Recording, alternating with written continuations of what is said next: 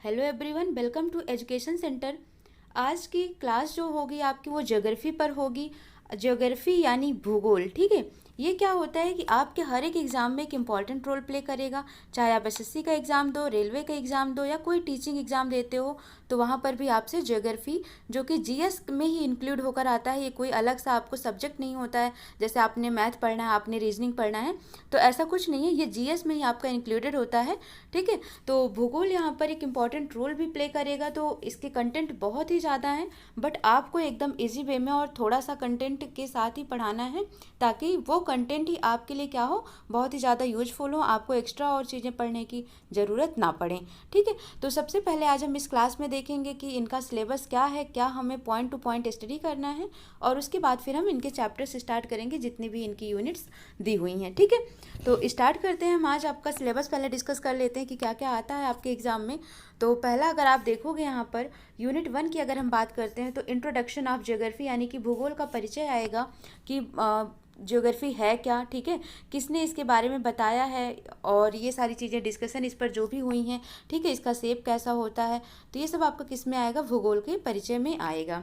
Second है इसका जो चैप्टर है वो है भारत का भौगोलिक परिचय, यानी कि अब यहाँ पर फिजिकल इंट्रोडक्शन की बात की जा रही है। ठीक है, जियोग्राफिकल इंट्रोडक्शन की बात की जा रही है कि जैसे ये इंडिया का मैप है। ठीक है, तो जो इंडिया के मैप है उनके आउटर में जितने भी कंट्रीज इनके टचिंग बॉडीज़ हैं, ठीक है, इनके बारे में बात करेंगे। इनकी लेंथ कितनी है, ब्रेथ कितनी है, और इसके साथ ही आपने सुना होगा अक्षांश रेखाएं, देशांतर रेखाएं।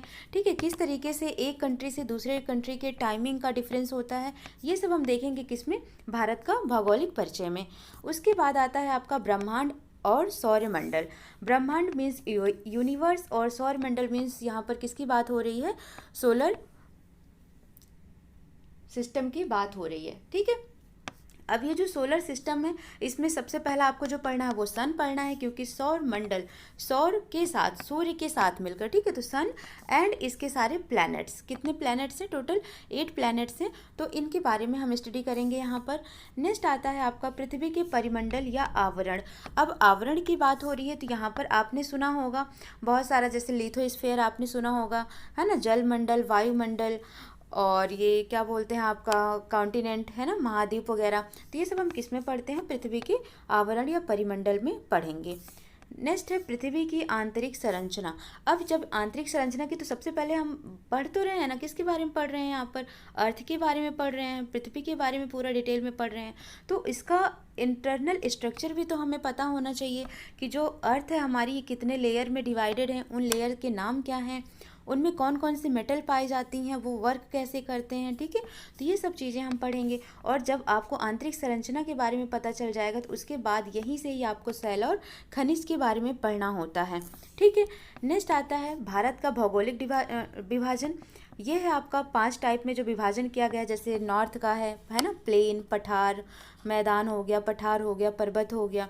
तो ये सब चीज़ें जो भौगोलिक विभाजन है, इनके बारे में हम देखेंगे। आइलैंड्स क्या होते हैं, द्वीप समूह, है ना, तो ये सब चीज़ें किस में आएंगी, आपका भारत के भौगोलिक विभाजन में आ जाएंगी। नेक्स्ट है आपका मौसम, जलवायु, वनस्पति और वन्य प्राणी। यहाँ पर हम इनके बारे में देखेंगे कि क्लाइमेट कैसा होता है, मानसून कैसा होता है, वर्षा ऋतु, ग्रीष्म ऋतु, इन सब चीज़ों के बारे में अच्छे से डिस्कस करेंगे। ठीक है, वन्य प्राणियों के बारे में डिस्कस करेंगे, और वनस्पतियों के बारे में डिस्कस करेंगे कि किस प्लांट के लिए कौन सा मानसून सही होता है, ये सब चीज़ें। नेक्स्ट है आपका यूनिट 9, जिसमें आपको क्या पढ़ना है, भारत से जुड़ी अंतर्राष्ट्रीय सीमा रेखाएं। अब आपने सुना होगा, क्वेश्चन आपसे पूछ लिया जाता है मैक मोहन लाइन, है ना, रेड क्लिफ लाइन। तो ये सब जो लाइनें हैं, ये जो सीमा रेखाएं हैं, ये कहाँ से, किस कंट्री से जुड़ी हुई होती हैं, भारत के साथ जो जुड़ी हुई हैं, जैसे भारत पाकिस्तान, भारत अफगानिस्तान, या फिर भारत चाइना। ठीक है, तो इनके बीच में जो जुड़ी हुई सीमा रेखाएं हैं, उन्हें किस नाम से जाना जाता है, ये आपका क्वेश्चन पूछा जाता है। तो ये हम देखेंगे किसमें, यूनिट 9 में। यूनिट 10 है आपका, यहाँ पर लेक से क्वेश्चन आते हैं कि प्रमुख झीलें, जैसे सांभर हो गई, बुलर झील हो गई, तो ये सारी झीलें हो गई, मृत सागर। ठीक है, तो ये सब हमें किस में पढ़ना होगा, भारत की प्रमुख झीलों में पढ़ना होगा, यानी कि different type of lakes of India के बारे में हम यहाँ पर पूरा डिटेल में देखेंगे। नेक्स्ट है आपका पासेस के बारे में पढ़ना है कि दर्रा। दर्रा पहली चीज़ आपको ये देखोगे कि होता क्या है, एक तरीके का ये क्या है, रास्ता है, वे है जो पहाड़ों को पर्वतों को काट कर बनाया जाता है। ठीक है, तो ऐसे एरिया जैसे जो पर्वतीय एरिया होते हैं वहाँ पर पासेस बनाए जाते हैं, दर्रे बनाए जाते हैं आवागमन के लिए, ट्रांसपोर्ट के लिए। और वो दर्रे किस नाम से जाने जाते हैं या फिर कौन सा दर्रा किस स्टेट में पाया जाता है, यह आपका क्वेश्चन पूछा जाता है। जैसे जोजिला हो गया, काराकोरम हो गया, है ना, बनिहाल हो गया। तो इन सब चीज़ों के बारे में डिस्कस करेंगे कि ये कहाँ पाए जाते हैं, सिपकिला कहाँ पाया जाता है, नाथुला कहाँ पाया जाता है। ठीक है, चैप्टर आपका 11 इस तरीके से कंप्लीट होगा। फिर आता है यूनिट 12 जिसमें हम पढ़ेंगे डिफरेंट माउंटेन के बारे में। सबसे पहले आप ये पढ़ोगे माउंट एवरेस्ट हो गया, ठीक है, उसके बाद कंचनजंगा हो गया। तो बहुत सारी ये जो पर्वत हैं कहाँ पर कौन से कंट्रीज़ में हैं, ये सब चीज़ें हम देखेंगे। नेक्स्ट है 13 आपका नदियों के किनारे स्थित भारत के। देखो दोनों पॉइंट देखना, 13 और 14 में डिफरेंस क्या है। ये है आपका कि जो इंडियन स्टेट हैं वो कौन सी रिवर के किनारे बसे हुए हैं, और यहाँ पर वर्ड्स की बात हो रही है कि विश्व के जितने भी नगर हैं वो किस नदी के किनारे बसे हुए हैं। दोनों में डिफरेंट आप अच्छे से समझना। फॉर एग्जांपल अगर वाराणसी की बात की जाती है तो आप क्या बोलते हो, गंगा नदी के किनारे हैं। ठीक है, बिहार की बात करते हो, पटना की बात करते हो तो भी आप क्या बोलते हो, गंगा के किनारे। दिल्ली की बात करते हो तो आप बोलते हो यमुना के किनारे। इस टाइप के क्वेश्चन आपके यहाँ से होते हैं। ठीक है, ऐसे ही सिंध, अगर सिंध नदी की बात होगी तो सिंध नदी के किनारे कौन सा है, तो लाहौर है। तो इस टाइप के क्वेश्चंस आपका ये किस में आ जाएगा, यूनिट 4 यानी कि विश्व के प्रमुख नगर के बारे में आ जाएगा। अब ये है भारत की जनगणना जो 2011 में हुई थी और 2021 एवरी 10 ईयर्स के बाद होता है। ठीक है, तो ये अब 2021 में होने वाली है। देखते हैं इसमें जनगणना जो 2011 की थी वो कैसी थी, कितने इसमें पढ़े लिखे थे यानी कि साक्षर और असाक्षर रेट क्या था। ठीक है, लिंगानुपात रेशियो इनका क्या था, ये सब चीज़ें इसमें देखने को मिलेगा। और ये टॉपिक आपके एग्ज़ाम में बहुत ज़्यादा ही इम्पॉर्टेंट हो जाता है। फिर है 16 जिसमें हम क्रॉप्स के बारे में पढ़ेंगे, रबी का फसल क्या होता है। ठीक है, ये सब चीज़ें देखेंगे कि कौन सा क्रॉप का प्रोडक्शन किस राज्य में ज़्यादा होता है। और इसी तरीके से ये भारत का हो गया। और यूनिट 17 ये किसके बारे में हो गया, वर्ल्ड की प्रमुख फसलों के बारे में हो गई कि कौन सी कंट्री में कौन सी क्रॉप्स ज़्यादा प्रोड्यूस होती है। नेक्स्ट है आपका 18 ये भारत के भौगोलिक उपनाम। जैसे आप बोलते हो उपनाम का मतलब क्या होगा, उनको निक नेम से कैसे जानते हैं। जैसे आप बोल देते हो जयपुर को पिंक सिटी बोल दिया जाता है, उदयपुर को लेक सिटी बोला जाता है। तो इस टाइप के भारत के जितने अलग अलग स्टेट हैं उन्हें और किन नामों से हम जानते हैं, उनकी किस निक नेम से जानते हैं, वो हम पढ़ेंगे चैप्टर 18 में। 19 में हम प्रमुख जनजातियाँ, ठीक है, यानी जो आपने सुना होगा कि जैसे ये हो गए आपके क्या बोलते हो, मीना जाति। ठीक है, तो आपने देखा है राजस्थान की कुछ जनजातियां हैं, झारखंड की कुछ जनजातियां, उत्तर प्रदेश और उत्तराखंड की कुछ जनजातियां हैं, थारू हो गई। ठीक है, तो ये सब चीज़ें आपको कहाँ पढ़नी है, 19 में पढ़नी है। चैप्टर नंबर 20 में पढ़ना है आपको विश्व के प्रमुख देश और उनकी मुद्राएं। यहाँ से भी आपका क्वेश्चन आ जाता है कि युवान जो करेंसी है वो किस देश की है ना, रुपया किस देश का है, डॉलर किसका है, टाका किस देश का है। तो इस टाइप के आपके क्वेश्चन जो बनते हैं वो यहाँ पर हम पढ़ेंगे। प्रमुख दिवस के बारे में क्वेश्चन आ जाता है कि ये जो आपका है ना 9 जनवरी किसके लिए है, और ये 5 सितंबर को क्या मनाया जाता है, तो ये टीचर्स डे होता है। तो ये डिफरेंट जो डेज होते हैं इनको किस नाम से जाना जाता है, ये आपके आ जाते हैं कि किस दिन को कौन सा दिवस मनाया जाता है या किसके उपलक्ष्य में मनाया जाता है, ये क्वेश्चन आपका बन जाता है। और फिर आता है आपका 22। यहाँ पर केवल हमने ये लिखा है एसएससी, बट आपको ये देखना है कि यहाँ पर एसएससी के साथ ही साथ रेलवे, ठीक है, या फिर जितने भी टीचिंग एग्जाम्स होते हैं वहाँ पर जो इंपॉर्टेंट क्वेश्चंस आए हुए हैं। तो जब आपका ये पूरा डिस्कशन हो जाता है 21 तक, तो हम 22 में क्या करेंगे, ओवरऑल कुछ इंपॉर्टेंट क्वेश्चंस का डिस्कशन करेंगे जो कि प्रीवियस ईयर्स में आए हुए हैं। ठीक है, इतना आपका हो जाएगा तो आपके ज्योग्राफी में आपके अच्छे नंबर्स आने लगेंगे जीएस के इस पोर्शंस में। ठीक है, किसी भी एग्ज़ाम में। अब आपको क्या करना है, इतना बहुत अच्छे से स्टडी करना है, इसको नोट कर लेना है ताकि सिलेबस आपके पास रहेगा तो आपको एक क्या बोलते हैं कि पता चलता रहेगा कि कितना टॉपिक आपका कवर हुआ है, कितना आपको भी पढ़ना है। ठीक है, एक जो कहते हैं ना कि बनी होती है लिमिट, जो सीमा होती है वो कि आपको समझ आ जाता है कि हाँ इतना पोर्शन यहाँ का मजबूत है, इतना यहाँ का मजबूत है, इतना यहाँ से पढ़ना है, इतना यहाँ से, वो चीज़ें यहाँ की बहुत इंपॉर्टेंट हो जाएंगी आपके लिए। तो आप इस सिलेबस को अच्छे से नोट कर लीजिएगा। स्टार्ट करते हैं हम फर्स्ट चैप्टर। ठीक है, यूनिट 1 क्या नाम है, इंट्रोडक्शन ऑफ ज्योग्राफी यानी कि भूगोल का परिचय। आज हम देख लेते हैं इस छोटे से पॉइंट को, बहुत बड़ा इसका डिटेल नहीं है, छोटा सा है, देख लेते हैं क्या है। अब यहाँ पर बात हो रही है किसके बारे में, भूगोल के बारे में। ठीक है, और ये किससे बना हुआ है, 2 वर्ड से मिलकर बना हुआ है, जियोग्राफिया। भूगोल को आप इंग्लिश में क्या बोलते हो, जियोग्राफी बोलते हो, ठीक है। तो जियोग्राफी में क्या होता है, दो शब्द हैं, जियो प्लस ग्राफिया। तो जियो का मीन्स क्या होता है, अर्थ होता है, ठीक है। अर्थ दैट मीन्स क्या हो गया, पृथ्वी हो गई, क्लियर। जियो का मतलब क्या हो गया, पृथ्वी हो गई। और ग्राफी का मतलब क्या होता है, स्टडी करना, ग्राफी या फिर लॉजी, ठीक है। ये दोनों ही वर्ड आपको कहीं पर भी मिले, जैसे आप बोलते हो मॉर्फोलॉजी, है ना, या फिर आप किसी चीज़ के लिए बोल देते हो ग्राफी, जैसे जियोग्राफी हो गया, तो ग्राफी या फिर लॉजी, ये दो शब्द कहीं पर दिखें किसी के साथ भी अटैच्ड, तो आप यहाँ समझ लेना क्या हो रहा है, उनके बारे में स्टडी की जा रही, यानी कि उनका अध्ययन किया जा रहा है, ठीक है। इतनी चीज़ें आपको समझ आ गई होंगी, बस तोड़ कर इन्हें बताया जा रहा है। तो जियोग्राफिया इसका मतलब, और जब ग्राफिया लिखा हो, ठीक है, इसका मतलब क्या हो जाता है, वर्णन करना, किसी चीज़ का एनालिसिस करना, विश्लेषण करना।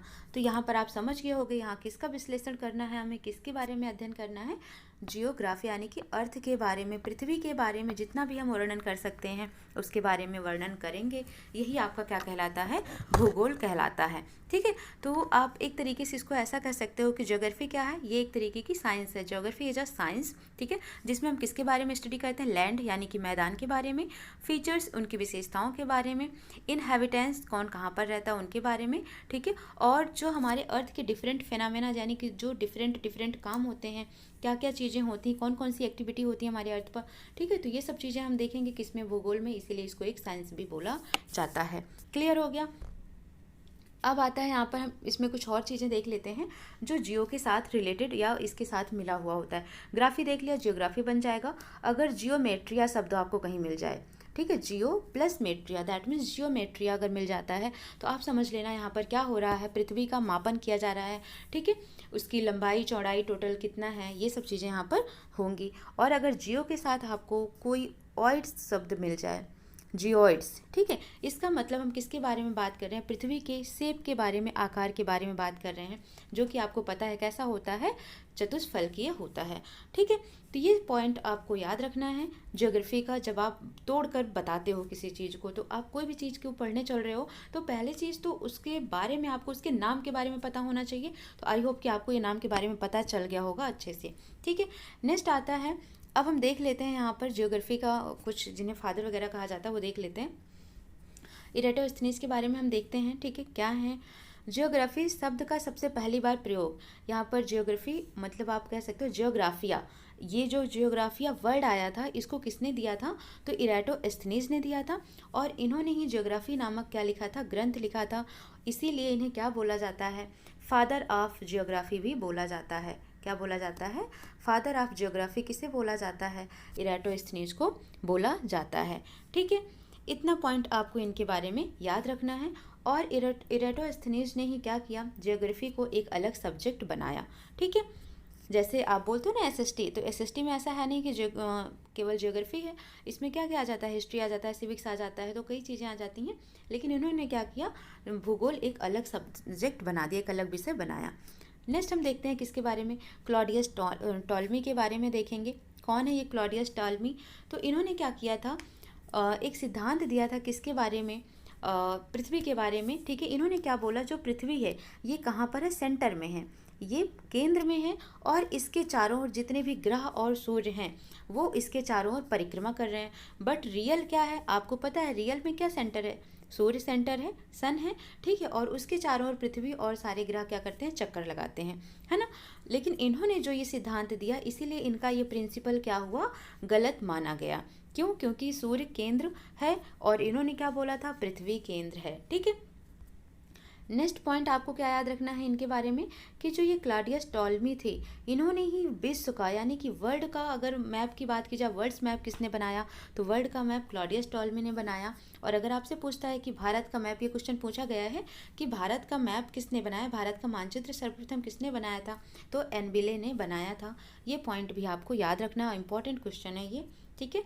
फिर आता है आपका कोपरनिकस के बारे में। कोपरनिकस ये कहाँ के रहने वाले थे, पोलैंड के रहने वाले थे, और इन्होंने पहली बार सौरमंडल के बारे में सही जानकारी दी। ये सौरमंडल जब आप पढ़ते हो तो वहाँ आप पढ़ोगे कि सन क्या है, केंद्र में है, और उसके चारों ओर जो प्लैनेट है वो क्या कर रहे हैं, रिवॉल्यूशन कर रहे हैं, यानी कि वो चारों ओर क्या कर रहे हैं, घूम रहे हैं, चक्कर काट रहे हैं। और यही बात सत्य है, कॉपरनिकस ने यही चीज़ बताई, यही प्रिंसिपल बताया, इसीलिए इनके सिद्धांत को सही माना गया। ठीक है, नेक्स्ट आता है कॉपरनिकस के बाद एक पॉइंट आपको याद रखना है यहाँ पर, हर्सेल के बारे में। ठीक है, हर्सेल ये कहाँ के रहने वाले थे, ब्रिटेन के रहने वाले थे। ठीक है, इन्होंने क्या किया, पहली बार दूरबीन की सहायता से अंतरिक्ष के बारे में जानकारी दी। ठीक है, तो हर्सेल ने क्या किया, याद रखना कहाँ के हैं, ये ब्रिटेन के हैं, दूरबीन की सहायता से। ठीक है, दूरबीन की सहायता से इन्होंने किसके बारे में, स्पेस के बारे में, अंतरिक्ष के बारे में देखा और सही जानकारी दी। ठीक है, और याद रखना है कि दूरबीन की खोज किसने की, तो आप क्या बोलोगे, गैलीलियो ने दूरबीन की खोज की। ठीक है, इतना पॉइंट याद रखना है। हर्सेल कहाँ के हैं, ब्रिटेन के, इन्होंने दूरबीन से स्पेस के बारे में जानकारी दी और दूरबीन की खोज किसने की, गैलीलियो ने की। ठीक है, इतना पॉइंट आपको याद रखना है हर्सेल के बारे में। अब आ जाता है कि जो ये ज्योग्राफी है, इसके डेवलपमेंट में जो हमारे इंडियन हैं, इनका क्या रोल रहा है, इन्होंने किस तरीके का अपना योगदान दिया है। ठीक है, तो सबसे पहला है ऋग्वेद। ऋग्वेद क्या है, सबसे पुराना वेद है। ठीक है, और सबसे प्राचीन पुस्तक मानी जाती है ये। तो यह विश्व की सर्वाधिक प्राचीन पुस्तक है और इसमें किसके बारे में बताया गया है, नक्षत्रों के बारे में बताया गया है। सबसे इम्पॉर्टेंट पॉइंट जो यहाँ से आपका क्वेश्चन पूछा जाता है, ठीक है, कि इसमें किस मंत्र का उल्लेख है, तो आप क्या बोलोगे, गायत्री मंत्र का उल्लेख है। और गायत्री मंत्र किसको समर्पित है, किस देवता को समर्पित है, तो आप बोलोगे सूर्य देवता को समर्पित है। और लिखा किसने है, तो आप बोलोगे विश्वामित्र ने लिखा है। ठीक है, ऋग्वेद के बारे में 3 पॉइंट, क्या, नक्षत्र का उल्लेख, गायत्री मंत्र, विश्वामित्र ने लिखा, और किस देवता को समर्पित, सूर्य देवता को समर्पित है। नेक्स्ट आता है आपका महाराजा जय सिंह। ठीक है, अब महाराजा जय सिंह नाम से ही इनके क्लियर हो रहा है, जय सिंह, तो ये कहाँ के हैं, जयपुर के। ठीक है, और जयपुर को पिंक सिटी कहा जाता है, ये वहाँ के महाराजा थे। और इन्होंने क्या करी, 5 वैधशालाएँ बनवाई। ठीक है, 5 वैधशाला का मतलब क्या हो गया, इन्होंने जो वैधशाला बनवाई उसे जंतर मंतर के नाम से जाना जाता है। ठीक है, अब ये जो जंतर मंतर है, जो वैधशालाएँ हैं, यहाँ पर खगोलीय घटनाओं के बारे में जानकारी दी जाती है। किसके बारे में, खगोलीय घटनाओं के बारे में यहाँ पर अध्ययन किया जाता है। और इन्हीं वैधशालाओं को क्या बोला जाता है, जंतर मंतर बोला जाता है। ठीक है, अब ये जो जंतर मंतर है, ये टोटल 5 स्टेट में है। कौन कौन सी स्टेट हैं वो हम देख लेते हैं। आपका क्वेश्चन पूछ लिया जाता है कि इनमें से किस राज्य में महाराजा जय सिंह की वैधशाला नहीं है। ठीक है, तो आपको ये 5 राज्य अच्छे से याद रखना है। ठीक है, तो इनके क्या है, इनके आप कोई भी ट्रिक से याद कर सकते हो, जो पर मैंने जो बनाया आप उनको ऐसे देख लो, अगर आपको समझ आता है तो आप इसी से याद कर लीजिएगा। अगर आप मौज मस्ती करते हो तो मतलब मौज मस्ती एक जादू है। ठीक है, क्या है, एक जादू है जिससे हमेशा मन क्या होता है, खुश रहता है। ठीक है, तो जो ये राजा जयसिंह थे, ये हमेशा मौज मस्ती में रहते थे और बड़े ही खुश मिजाज के थे। ठीक है, तो ऐसे याद रखना, मौज, मौज उस तरह नहीं लिखना, मौज का जादू। ठीक है, मौज का जादू, मौज मस्ती का जादू, ऐसे याद रखना है। माँ से क्या हो जाएगा, मथुरा, क्या हो जाएगा, मथुरा। उज से उज्जैन। ठीक है, उज से उज्जैन। का से काशी, जा से जयपुर, और दा से दिल्ली। ठीक है, तो इस तरीके से आपने देखा मौज का जादू। ठीक है, तो मौज का जादू किस पर चल गया था, राजा जयसिंह पर चल गया था। तो समझ लो, राजाओं पर तो वैसे भी जादू चलते ही रहते हैं, है ना, मौज मस्ती का जादू कुछ ज़्यादा ही उन पे होता है। तो इस तरीके से आप इसको याद रख सकते हो। नेक्स्ट आता है यहाँ पर किसके बारे में हमें पढ़ना है, 3 और पॉइंट है जो आपको पढ़ लेना है आज के लिए, और इतना आज के लिए आपको सफिशिएंट होगा। कौन कौन है, बराहमिहिर, भास्कराचार्य और आर्यभट्ट। ठीक है, इन्होंने भूगोल में अपना बहुत ही ज़्यादा योगदान दिया है। क्या योगदान दिया है वो देखते हैं। बराहमिहिर ने क्या लिखा है, पंच सिद्धांतिका नामक ग्रंथ लिखा है, और ये ग्रंथ कहाँ से रिलेटेड है, खगोल शास्त्र से रिलेटेड है। ठीक है, तो आपको सिर्फ ये याद रखना है कि पंच सिद्धांतिका नामक पुस्तक किसने लिखी, तो आप क्या बोलोगे, बराहमिहिर ने लिखी। ठीक है, याद रखने का तरीका आप रिलेट कर सकते हो नंबर को नंबर से, 5 और 12। ठीक है, 5 और 12 ऐसे रिलेट कर सकते हो। पंच सिद्धांतिका, देखो कभी भूलना मत, क्योंकि यहाँ पर पंच सिद्धांतिका है और यहाँ पर सिद्धांत शिरोमणि है, तो कभी कंफ्यूज मत होना।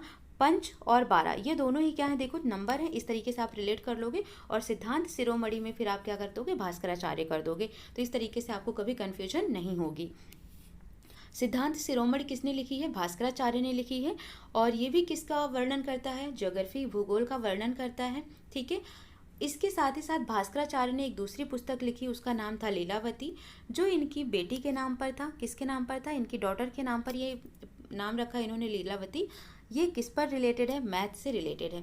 तो याद रखना कि भास्कराचार्य ने 2 पुस्तक लिखी, सिद्धांत शिरोमणि और क्या लिखी? लीलावती। ये मैथ से रिलेटेड है और ये ज्योग्राफी से रिलेटेड है। ठीक है। नेक्स्ट आता है आर्यभट्ट के बारे में, और सभी लोग इनके बारे में बहुत अच्छे से जानते हैं। ये क्या थे? एक गणितज्ञ और खगोल शास्त्री दोनों ही थे। और शून्य की खोज किसने की? ये क्वेश्चन आपसे पूछा जाता है कि शून्य की खोज किसने की, तो ये सबको ही पता होता है कि आर्यभट्ट ने की। ठीक है, तो आपको इतना पॉइंट इनके बारे में याद रखना है। और पृथ्वी को गोलाकार पिंड किसने बताया? आर्यभट्ट ने ही बताया था। तो आपका पहला टॉपिक इंट्रोडक्शन ऑफ ज्योग्राफी यानी कि ज्योग्राफी का परिचय, भूगोल का परिचय खत्म होता है। ठीक है, नेक्स्ट क्लास में हम देखेंगे चैप्टर 2 यूनिट 2 देखेंगे।